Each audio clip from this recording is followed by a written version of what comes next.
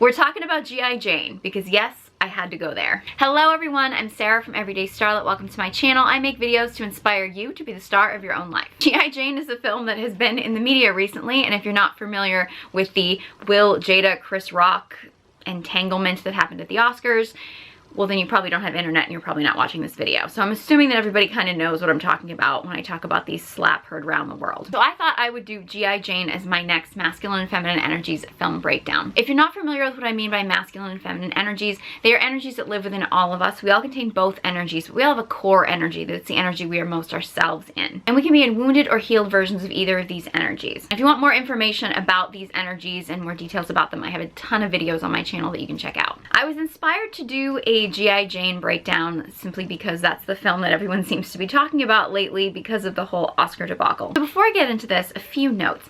For one of the reasons why I choose to do these film breakdowns, and I actually take films to show examples of masculine and feminine energies, is because in a film, it's very established that it is a piece of art, that it is a representation of a certain character. And that's one of the reasons why I hesitate doing any of these breakdowns about real life people, because we never really know what they're actually like as people. I'm willing to bet the vast majority of people that are watching this video right now, even if you've met Will or Jada or Chris at some point in your life, you probably don't really know them.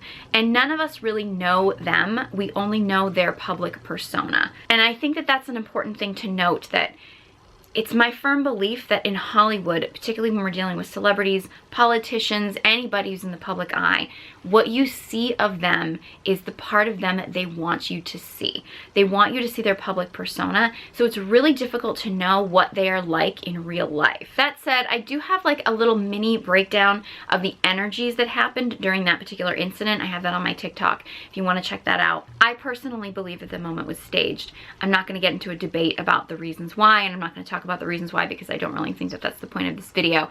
I do believe it was staged because I really do believe that just about everything we see in Hollywood, particularly things that happen that get a ton of publicity, that we all have convenient images of to use as memes that seem to just automatically show up right away, I find it really hard to believe that those things aren't actually staged for us to watch.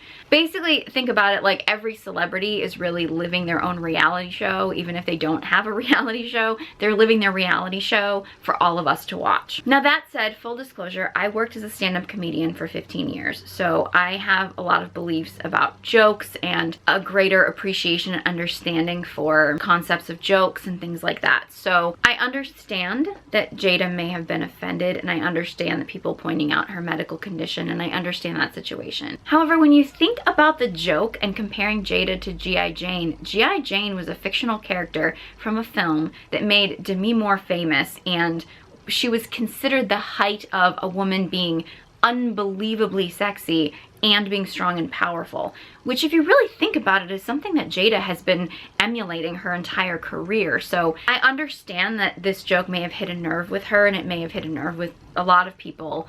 However, it's not as if Chris Rock was comparing Jada to a really unappealing bald person or an unappealing bald character. He was actually comparing her to an iconic character who represents strong sex appeal in women.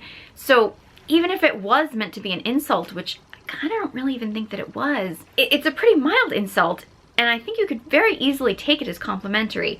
Jada didn't, and I never want to shame anybody for owning their feelings. However, I definitely do not believe that physical violence was an acceptable response to this.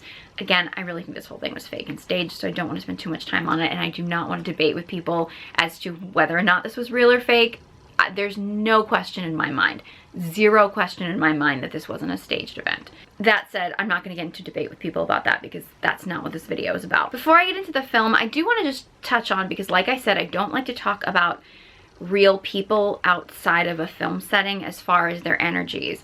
However, I do think it's safe to note that Will and Jada, their public personas have been very much of Jada emulating a lot of masculine energy and of Will embodying a lot of feminine energy. That's public personas. We have no idea what they're like in real life. And I'm not implying that Jada is manly or that Will is effeminate. That's not what this is about. This is about energies, right? So Jada has always presented herself as a very grounded person. When she speaks very directionally, like she's very to the point when she talks.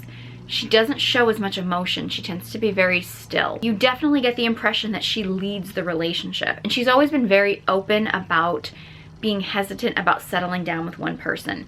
I'm not here to judge their relationship or their open marriage or anything like that. They're consenting adults, it's their business. But she has been very open about not feeling like she can settle down with one person and hesitating. I've even, read her talk very openly about hesitating marrying Will because she didn't really feel like marriage was for her because it was too confining. Those things are all very much masculine energy. Will has always presented himself very much as being just sort of very, very, very open. He seems very emotional. He's in his emotions. He kind of seems to flow through life. He always has this kind of like flowy movement about him. Very, very charismatic, very warm. That's usually his public persona. He seems to have a very high value for connection. They've talked about how he was the one who wanted to get married initially. He really wanted connection. He wanted a family and that kind of wanting that connection and in a relationship and prioritizing family.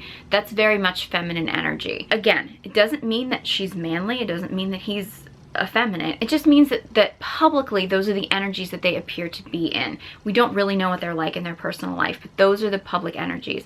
And I think that's one of the reasons why it's very easy for us as a society to very much really emasculate Will, because he isn't embodying the masculine energy in his relationship in the public eye. I'm not saying that that's acceptable, but it's easy for people to start perceiving that, because it is very clear, at least publicly, that Jada leads the relationship and that Will is more of the follower in that particular relationship. If that is the energies that they naturally want to be in, if Jada really does want to be the grounded masculine leader and Will really does want to be in his natural, like, flowing, open-hearted, loving energy, if those are the energies that those two want to be in and they're happy that way, great. It's sexual polarity. In order to have sexual polarity in a relationship, you need to have a masculine energy, you need to have a feminine energy. And if they're both happy being in those two energies, great, wonderful. If one person in the relationship is not getting the energy that they need from the other person in the relationship, that's usually the time when a person is going to stray. And since it does appear like Jada seems to be the one constantly looking for something else, it's kind of implying that she may not be getting from Will the energy that she fully needs in the relationship. And again, I don't really want to get too deep into this because, again, we don't know what Will and Jada are actually like in real life. If Jada is happy as the masculine energy in the relationship and Will is happy being the feminine energy in the relationship, there's nothing wrong with that. The problem is if that is not really the energies that both of them want to be in. If one of them isn't happy being in that energy, or both of them are not happy being in that energy, that's when things start to fall apart. And I think this attitude of everybody else telling Will that he needs to embody the masculine energy in the relationship is a problem, because that's only acceptable if that's really his true core energy, if that's really what he wants to do. And if he then embodies the masculine energy in the relationship, if Jada's core energy really is masculine, the relationship isn't gonna work, right? Again, we don't really know them well enough to be able to say, okay, this person should fit this role. And look, I'm not against gender roles. I think people need to kind of fit the role that actually feels right to them. And it's not really up to us to tell people which role in the relationship they're best suited for. I think only they know what role in the relationship they're best suited for. So let's get into G.I. Jane. Before I get into this film, I have a couple disclaimers. One, YouTube has been really weird about letting me use film clips in some of these videos. Sometimes I can, sometimes I can't. For this particular film, G.I. Jane, it really surprised me because it's a pretty iconic film. I had never watched it before. I watched it specifically to do this breakdown. I couldn't find really many good film clips from this film at all. I was amazed at how few clips from this film were available online in like good quality clips. I'm probably not going to put any film clips in this particular video. I'm going to try to get a couple and put them on my TikTok to do some breakdowns, but I highly recommend that you watch this video, maybe take some notes, and then watch the movie and see if you can pick out some of the things that I mentioned in this video. I didn't love G.I. Jane as a movie. Again, I watched it for the first time yesterday just to do this breakdown, and it's not my favorite. I didn't hate it, but I didn't love it. I kind of feel like this movie was really just an excuse to have Demi Moore get in amazing shape and then have her be a sex symbol. And as far as masculine and feminine energies, there's really only a few scenes in here that I think really do a good job of displaying that. And that was part of the problem, is most of the clips that I was finding were either of kind of like just the really sort of like gory fight scene kind of things, and that doesn't really do a great example of displaying masculine and feminine energies, as well as just the montages of Demi Moore working out, which, you know, yeah, she's in amazing shape, but that isn't really helping me for the point of this video. I'm sure there's men out there who it's helping. I will also point out that I do feel like, as much as, yeah, G.I. Jane represented a very strong female character, and I am all for the fact that it represented a woman as being strong and sexy at the same time, I also think that this film definitely contributed to a lot of the unrealistic standards that we have for women and their bodies. And again, those issues have predated this film for a long time. However, you know, it's interesting how in this film it very much normalizes that she lost her period because she had lost so much weight and because she, you know, was so athletic. And it's like, well, that's normal for female athletes, as if we're just normalizing women losing their periods because they reduce their body fat so much. I'm all for women living their dreams and doing whatever they feel is their path. I also think too, and again, this is just me making my own little social commentary on this, because this movie was meant to be a very feminist film. I think there's also a sense of, you know, sometimes women's bodies are just telling us that what we're doing is not necessarily the right thing. And I think when we get to a point where you see women losing their periods because of, you know, the low body fat count that they're trying to emulate, or, you know, they're trying to reach these physical feats, I just feel like that's a bit of a warning sign that maybe that's your body telling you that something is off. I know it's probably a controversial statement, but I just, our bodies know the answers. The answers are in our bodies, and we have to listen to them. So that's all I'm gonna say about that. G.I. Jane basically is a film about a woman trying to be the first female Navy SEAL. It is kind of interesting how this film starts out, where it becomes this big political decision, and they want a woman to be the first female Navy SEAL, and they have options of women to choose to go through this training. And it's interesting how they have some who are much more manly women to go through this training, but they decide they want to pick someone who appears more feminine, who is more of a pretty girl. You know, for several reasons. One, probably because it was kind of implied that they didn't ever want her to succeed, that this was just for a political show. Look, I'll be the first to say, in watching this film, I know nothing about the military. I know nothing about being a Navy SEAL or really any area of the military at all. So I have absolutely no commentary on, I'm sure this film probably wasn't that realistic. I've seen a lot of people online saying that this film wasn't that realistic, and I'm sure it wasn't. You know, I have absolutely no comment on that situation, because this is not my area of expertise, and that's not what this video is about at all. However, in a slightly different sense, I have been in a male-dominated field. I was for many, many years. It was stand-up comedy, which is very different, obviously, than being in the military. However, I've worked in a lot of scenarios where I was the only female surrounded by a bunch of males. So I do have a certain level of empathy for her, understanding what it's like to be singled out in that sense. I will tell you one of the big differences between me and maybe it's me being in stand-up comedy as opposed to being in something that is more like more of a manly thing to do, like being in the military, is one of the things that Jordan, who is played by Demi Moore, does a lot in this film, is constantly wanting to never have them lower the standard for her. Like, she wanted them to like raise the standard. She wanted to be judged like the men. She didn't want them to make things easier for her, even in cases when that was just naturally, like, they weren't intentionally making things easy for her. Those were just the way things were as far as how women were judged in the military. And I've never been one of those women. Like, I will be more than happy to play the girl card plenty of times in my life. And again, this is not the same thing as obviously being in the Navy SEALs, but plenty of times, you know, when it came to like either setting up or breaking down a room, like before or after comedy show, plenty of times I would be lugging around chairs or lugging around tables, and like guys would just be sitting around, and I'd be like, you know what, I'm gonna play the girl card here, and just be like, I'm not carrying heavy stuff, like I'm just not gonna do it, like I'm gonna play the girl card, right? It's like, hey, I'm a girl, all right? I gotta carry these boobs around with me all the time, so I don't need to do any other heavy lifting. All I'm gonna say. G.I. Jane focuses around Jordan, who's already in the military, I believe in the Navy. I have to admit, wasn't totally following all of the military references in this film. And Jordan gets chosen as part of this sort of like political move for her to train to be the first female Navy SEAL. Most of this film is really Jordan just really trying to prove herself. And Jordan is clearly a strong woman. I would say, at least the way she's portrayed in this film, she does tend to be in her masculine energy, but I do think that she has a pretty good balance between her masculine and her feminine energies. As a character, considering this is kind of a film really just to make Demi Moore look sexy and to make kind of like a feminist statement, her character, Jordan, in this film is quite well-rounded. Like, she's very much, she can be in her masculine when she wants to, she can be in her feminine when she wants to, she gets into some masculine wounding, she gets into some feminine wounding, but she manages to shift out of it. Like, her character is pretty healthy.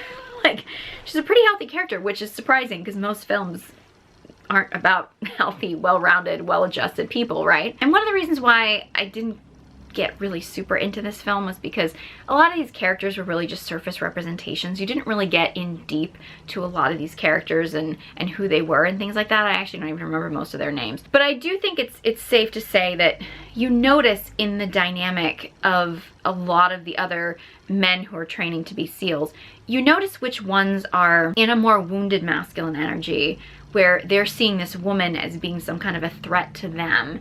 And you also see some of the guys who are in a more healthy, grounded masculine energy, who are basically like, okay, there's a woman here, but I'm gonna do my thing and I'm gonna do my job and I'm gonna do what I set out to do. And I think that's where you get into like the unhealthy and the healthy masculine energy, is where, you know, if you have a woman who comes in to try to do the same job as a man, if a man is in an unhealthy connection to his masculine energy, he's gonna see that woman as a threat, even though in reality, if he really thinks that men are more superior or men are more able to do these jobs, then him just doing his thing and doing his best should lead to the proper outcome. And I do realize, you know, there's obviously politics that go into this whole situation. I understand that, so I'm not trying to diminish that, but in reality, all you can do about it is control yourself.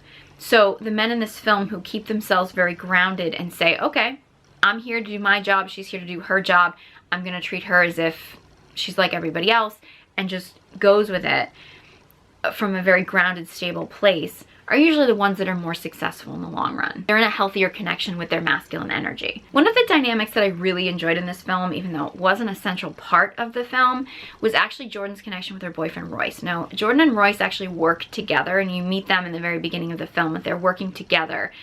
And if you notice that they have a pretty good working connection, they're able to come together and have a very like masculine focus in their job, and then come home. Jordan very much softens around him. She does get into some wounding when it comes to Royce here and there, and I think that's evident in some of the scenes between the two of them. I actually really like Royce in this film because his masculinity is from such a grounded place. He's never trying to prove himself, he's never trying to tear her down, and he's always encouraging of her, and as well as speaking his truth and what he really does believe as far as what is right for her. Really interesting scene, and I so wanted to get a clip of this and I could not find a decent one, of Royce and Jordan in a bathtub. And this is basically when Jordan has first been offered the chance to train to be a Navy SEAL. And it's interesting, oh, this is so a pattern that so many women have done, like ladies, we all know we do this, is she is like bugging him and bugging him and bugging him. What do you think? What do you think? What do you think? I want to know what you think. No, seriously, what do you think? I want to know what you think. He tells her what he actually thinks, and it's not what she wanted to hear. So it turns into a fight. She starts getting really defensive. She shuts down. Like, you notice she had been so soft and open to him, and then all of a sudden he spoke his truth and she just shut down and got really defensive. really, really common pattern in relationships. And I think it's so important, and I talked about this in my Waiting to Exhale breakdown. As women, it's really difficult to stay open when a man is speaking his truth when it's not what we want to hear. However, a man who is grounded and honest and speaking his truth, whether we like what he's saying or whether we don't like what he's saying, we will always respect him more in the long run. And it's really important as women for us to learn to stay open when a man is speaking his truth. It might hurt and it may not be what we want to hear. And it's totally okay to show him that hurt, to show him how we feel in response to his truth, and whether or not we feel like his truth is aligned with ours. And we always have our own body sovereignty, that we can choose to do what we want with our life. But when a man is speaking his truth, and especially when it's coming from a grounded place, which Royce always does feel like he's speaking from a grounded place, he really does want to see Jordan succeed as well as protect her, which is a natural instinct for a masculine partner when he's dealing with a woman he really loves. And if you notice that it's when she shuts down like that, that's when Royce starts to get distant. That's when he starts to hesitate, as if he doesn't know about their future. And he's like, well, I don't know where I'm going to want to be in a few years and whatever. And that's when she gets very needy and she wants him to start committing and making more of a commitment. But he gets hesitant because that's when their polarity is off, right? When she's softening to him and he's in his grounded masculine state, their polarity's together and they're really into each other. They're very much in love. They're very turned on by each other. But she then shifts into her masculine. He's still a grounded masculine man. And when she shifts into her masculine, that's when the polarity is off. That's when he starts to get distant, because he's not feeling drawn to her, because it's the feminine energy in her that magnetizes him to her. And obviously she's got a lot of that naturally in her, because she softens around him so many times in this film. They have a phone conversation too, where he's basically kind of giving her a heads up about some of the things that he's seeing from his end, about what people are saying about her training kind of behind her back, so to speak. And it's interesting how in that conversation, you know, she's been being a really tough woman through this whole thing, and around him, it's like she starts to become needy. She wants to know what he thinks. She wants loving and comfort from him. She doesn't do a great job in that scene of actually expressing that to him, because it's coming from a needier place, but that is more what she's looking for, because with him she can be soft. With these other men she has to be tough, she has to be strong. But with him, because he's her grounded masculine partner, she can soften with him. And I think this film is actually a really good example of how a woman can be in her masculine energy. I mean, in this case, Jordan's having to be in massive masculine energy for her job, for her training. But when you connect with your masculine partner, like the masculine partner that has your heart, and you feel safe to soften with him, you can shift really instantly. I'm not saying that it's always easy, and many of us get stuck in those patterns of, like, say, having to be in that masculine energy from our workplace in our home. But if our core energy is naturally feminine, which I actually do think that Jordan's is, when she's in the presence of her masculine partner, she feels that safety to then soften with him. She can let go of the day, and she can let go of all those things, and she can just soften and let him be the masculine structure for her. And I think there's a lot of women out there that really want that, but some of them just don't know how to soften, and many women haven't actually met a masculine partner that they feel safe to soften around. But I think Jordan's found that in Royce. I really love Royce as a character. He's not a main character in this movie, but I think his grounded masculine presence is actually, like, really complimentary. And Jordan kind of goes through her emotions, and she does get into some neediness, which would be wounded feminine energy. She gets defensive sometimes, which is wounded masculine energy, but for the most part, when she's with Royce, she's much more able to soften. Another thing I want to make a note about with polarity. Polarity can shift instantly. Sometimes that can be tricky for people, because a lot of us hold on to old wounding, we hold on to a lot of bitterness, but if we're living in the moment, like if we're in the moment, polarity can shift in an instant, right? And you see this very distinctly in a specific scene. I wish I could have gotten a clip of this. It's really subtle, where it's actually when Jordan is with, you know, she's training with the SEALs, and they're assembling guns or assembling weapons. Again, I don't know anything about the military or anything like this, so it's totally out of my wheelhouse. But they're having to, like, they're testing their timing for, like, putting together weapons and stuff. And Jordan wins, right? Like, she's the first one to complete hers, and she's standing next to one of the other guys, and you know, she's serious. They're all seeing her as they're starting to see her as one of the guys. She's presented herself in a very masculine way. And it's interesting how she finishes and one of the other guys like kind of congratulates her or something. And she smiles. And you can see in his face, it's instantly throwing him off, right? Because he has basically been able to see her as another masculine energy. These men are seeing her as another masculine energy, but all it takes is one radiant feminine smile and that polarity shifts right back. All of a sudden he's like, okay, no problem. I see her as a woman now, right? Nothing happens. There's no problem. There's no issue. However, it goes to show how quickly that polarity can shift. And I think we get really caught up in relationships of, you know, men being like, I can't let a woman see me in a certain way, or I can't ever let her see me as being weak or as embodying the feminine energy. And as women, it's like, I think many women are in their masculine energy, but many women are like, oh no, if he sees me in my masculine, it's gonna ruin the polarity and he's only gonna see me as like a nagging wife, or he's like, we get this idea in our head of like, oh my God, we're so panicked to let our partner see us in the opposite energy because we're afraid of killing the sexual attraction, which that's really the sexual polarity of opposite energies. In reality, that can shift in an instant. If a man gets into his feminine emotions with a woman, she's gonna see him as more of the feminine energy. She's probably not gonna be that sexually attracted to him in that moment if she is in her feminine energy. However, all it takes is for him to basically move through his emotions and then go back into masculine energy, and that polarity is going to come back. It's not a permanent position. There's exceptions, like when you're dealing with people with wounding and trauma and things like that are exceptions as to why people have trouble moving in and out of those polarities. When you have people who are, you know, generally doing the healing work and people who are living in the moment, those polarities can shift instantly. So getting really caught up in panicking like, oh my God, I can't let my partner see me in masculine energy or in feminine energy or whatever because it's gonna kill a sexual attraction or she's gonna lose respect or something like that.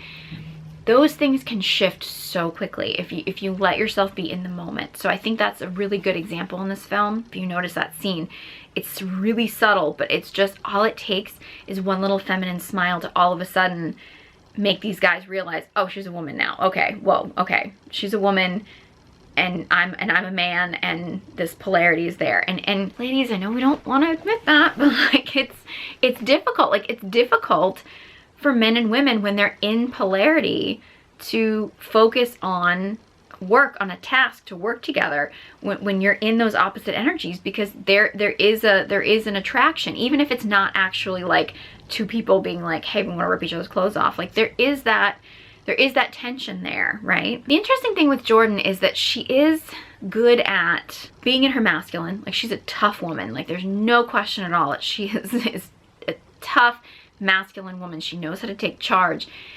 It's interesting though how her leadership and her taking charge comes from a softer place. It does, as much as she is strong, she uses her intuition a lot. At one point, I think they even make a comment about like, what are you, clairvoyant or something? Because she's embodying her feminine intuition. She knows how to intuit direction. She knows how to intuit things, which shows how connected she is with her body. I would say she'd probably be more connected with her body if she actually was allowing her body to be more natural and continuing with her feminine cycle and things like that. So, you know, we're not going to get into technicalities here. But it's also too, like, there's times when she kicks into nurturing mode, like when her leader, her training instructor, again, I don't really know the names of the ranks, I'm really bad with military stuff, but you know, she's dealing with their leader who's wounded on the plane towards the end of the movie.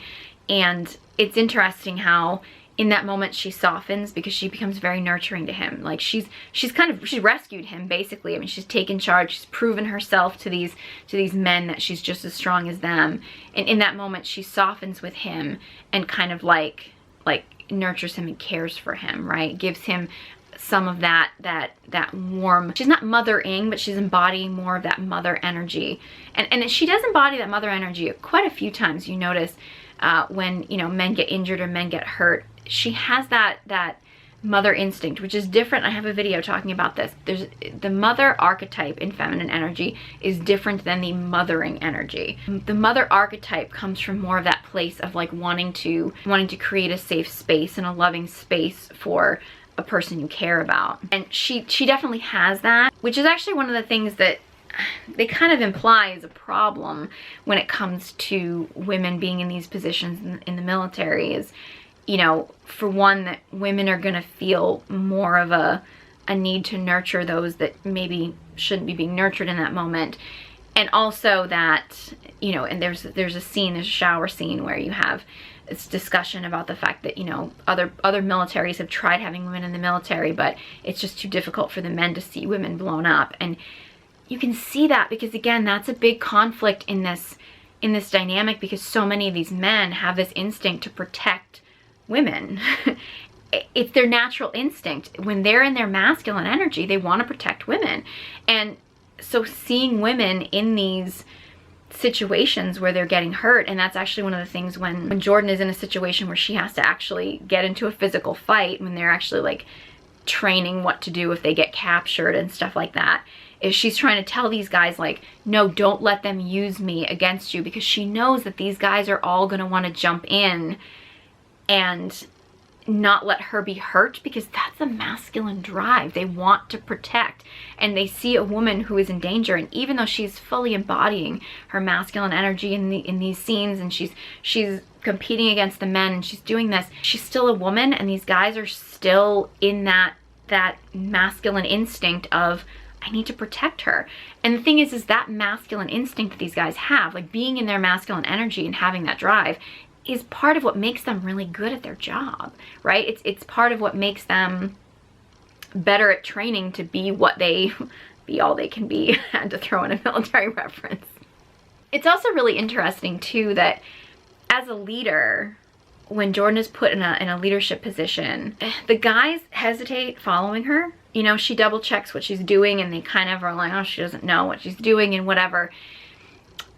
There's the hesitance, but then there's this, you know, the iconic scene where she basically tells the guy to suck her dick, and all the guys are like all inspired. It's this big like yeah, like she like motivates them. And I think that that's a really good example of the fact that, I mean, even though that's a pretty masculine thing to say, I mean, she's being kind of like, you know, a tough guy in that moment. She gets the guys together and leads by inspiring them. She says this thing that's kind of so like outlandish, and it kind of like, it wakes them all up, gets them inspired and rallied around her to fight. And I think that it really shows the difference between masculine leadership and feminine leadership, right? Masculine leadership leads with direction, with you know, giving orders. I mean, grounded, stable orders, not just bossing people around, but actually leading with direction and with instruction and with focus and with purpose. Feminine leadership is more about inspiration. It's about inspiring those to wake up to what's going on, inspiring those to be better, to strive for better. It's more about inspiration as opposed to directly giving orders or telling people what to do. That's the masculine energy in all of us and the feminine energy in all of us. So it's not like if you're a woman, you can't give an order or you can't give a direction. It's just that you're in your masculine energy when you're doing that. And you know, it's not like men can't lead by inspiration. It's just you're in your feminine energy when you lead with that. And none of that's right or wrong. It's a matter of like, okay, it's more about what energy do I want to embody in this moment that is going to be the best way to get to the place where I want to go, or to be the leader, or to get to the end game that I'm looking to get to. It's really what's needed in that moment at the time. Now, I wish I could get more examples of actual film clips from this movie, but I do think that as much as this wasn't my favorite film, I do think it dragged a little bit. And again, I don't really understand anything about military strategies or military ranks or anything like that. I'm sure that this wasn't accurate for what it's actually like to become a Navy SEAL. There's no doubt in my mind that this movie wasn't really just sort of a movie to make Demi Moore look strong and sexy. Again, I don't really think that being compared to an iconic role like this would really be considered an insult. If anything, I think it would be considered a compliment. People are entitled to feel how they feel about it. But yeah, I mean, I just kind of thought this would be an interesting film breakdown. I really did like the scenes between Jordan and Royce, and I do think that they had some really interesting polarity dynamics that went along, and I do like the way that this film kind of showed how quickly polarity can shift. And so I do think it's worth checking out if you haven't seen it. I probably wouldn't have watched it if it wasn't for the drama that was going on, so there you go. And if you learn anything from this film, it is nothing in Hollywood is real. I mean, especially not Demi Moore's chest. So anyway, I had to go there. I just couldn't help myself. So if you enjoyed this video and found it helpful, please give it a big thumbs up and be sure you subscribe to my channel. If you have any thoughts or any film recommendations or anything like that, leave a comment in the comment section below. I love to hear from you and I love your suggestions. If you want to connect with your feminine energy, I have an online course called Feminine Radiance. Details are in the description box below, along with links to all my social media accounts. Thank you guys so much for watching, and I hope you join me next time.